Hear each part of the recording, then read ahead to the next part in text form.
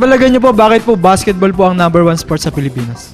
Well, unang-una kasi marami kasi tayong mga kababayan na mas gusto nila yung contact sport, mas gusto nila yung mabilisang galaw na mga sport, at mas gusto na din nila yung nakikita na nagkakaroon ng konting palyahan, nagkakaroon ng kontrobersya, nagkakaroon ng konting drama. So compare mo sa iba't ibang mga sport, ito rin yung talagang masasabi nating mas malapit din sa puso natin. And pangalawa, siguro kasi ito'y tinuturing na indoor sport.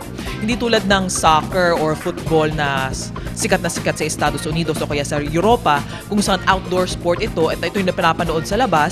Ang basketball kasi indoor sport kasi hindi tayo mahilig na mapawisan, tayo mga Pilipino hindi ba? So, pag tayo pumunta sa labas, tapos nanood ng mga kung ano-anong sports, ang hindi komportable. Kaya ang ginagawa din natin, mas gusto nating manood ng isang bakbakan na klase ng sport, pero yung mas komportable tayo. Bagamat nakikita natin ang basketball sa mga kalye, ang basketball kasi tinuturing na indoor sport So, mas gusto rin natin na bukod sa nanonood na tayo at na-entertain na tayo at nakakakita tayo ng sobrang exciting na labanan sa pagitan ng dalawang teams, siguro mas gugustuhin natin na hindi maulanan, mainitan. Kaya dun sa dalawang bagay na yon, ang basketball ay sikat na sikat sa atin dahil unang-una, napaka-exciting, maraming drama, pero more importantly, pangalawa, dahil sa history at geography at saka sa sa klase ng panahon na meron tayo, mas gusto na rin ng mga Pilipino na manood at ma-entertain na hindi naiinitan at hindi nauulanan. Tingin ko ito ang pinakamasang sport Pero, I think the country should excel in individual sports.